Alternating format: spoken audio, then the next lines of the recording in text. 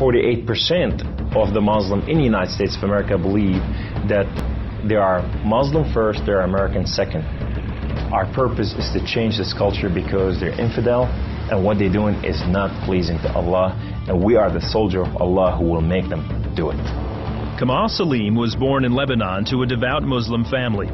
As early as 4 years old, he remembers sitting at the kitchen table while his mother taught him about the Quran and his duty to Allah and jihad. From my childhood, my mom said, one day you'll be a martyr, my son. You will die for the sake of Allah and you will exalt Islam. She said, if you kill a Jew, my son, your hand will light up before the throne of Allah, and the host of heaven will celebrate what you have done. Kamal was 7 when his parents sent him to Muslim training camps to learn to use weapons and engage and kill the enemy. The boys were also taught another, more subtle form of warfare. We were training for what's called culture jihad, which is shifting cultures. Culture jihad is, it's unlike the sword, unlike the rifle, it is the jihad that will come into your world. By his 20s, Kamal was chosen to wage cultural jihad on America. In Islam, liberty, freedom, monarchy, all these are idols, and these must be brought down. So the liberty that you have in the United States of America, it's anti-Islam, you know, so America must be changed. So I moved to the Bible Belt specifically. The Bible Belt was the strongest of strongest. That's where the stout Christians are.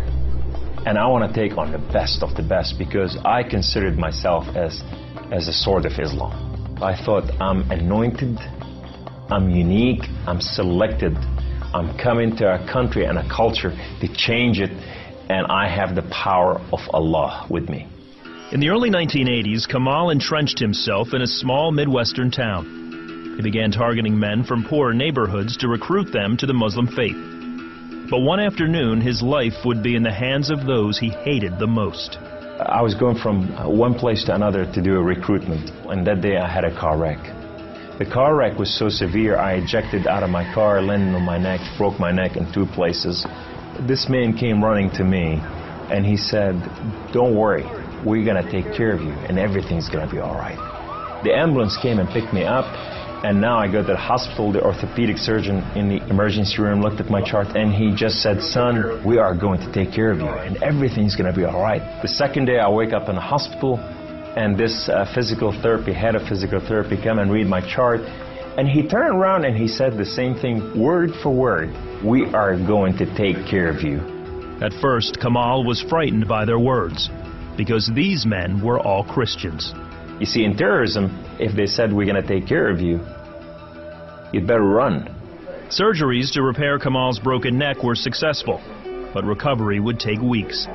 After being discharged from the hospital, he would need someone to care for him while he recuperated.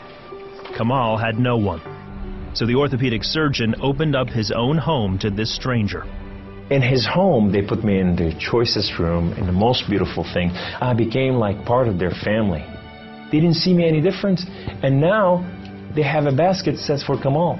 They put in money to free my bills from the hospitals. Kamal was overwhelmed with the outpouring of Christian love. As he recovered, he began to help out around the house with cooking and cleaning.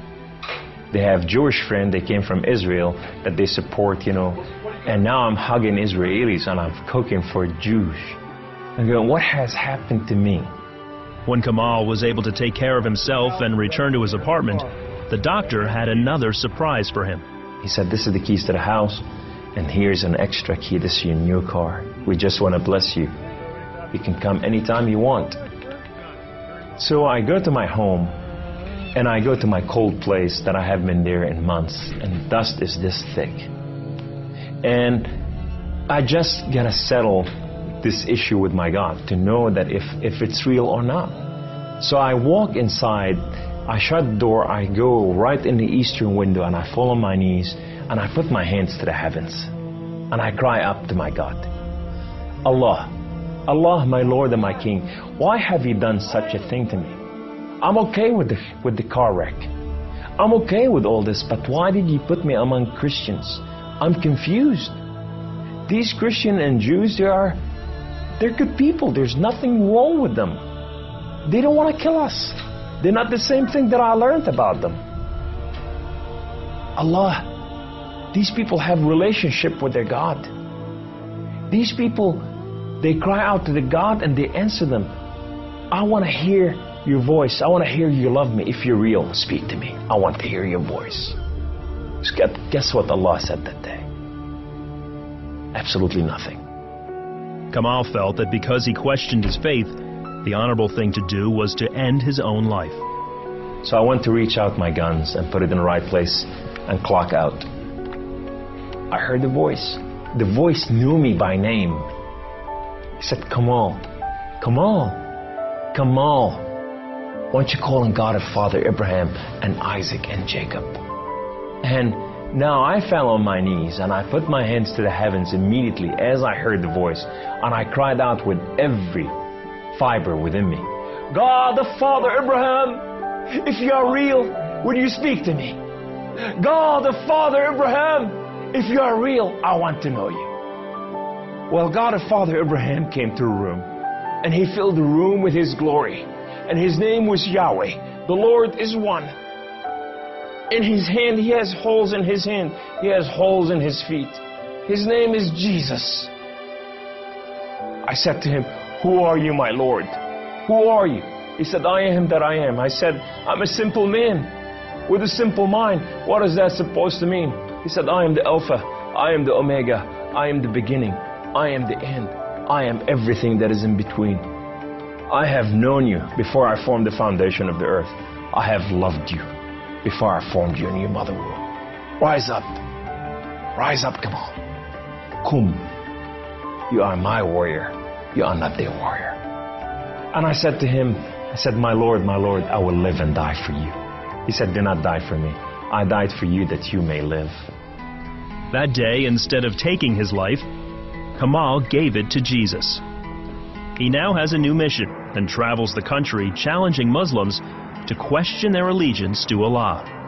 My heart desire is to reach out for my brothers and sisters, the Muslim out there, 1.5 billion Muslim, that they are living out there and they have not tasted the freedom, and that freedom in God.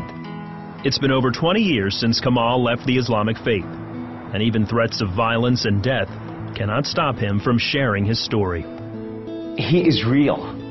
You know, and if you never experienced God before in your life, if you never tasted God, and if you think you got nothing to lose, when you're sitting in your home, whether you're a Muslim or a non-Muslim or a non-Christian or whatever you are, say, call on God of Father Abraham and Isaac and Jacob, and say, if you are real, speak to me, I want to hear your voice.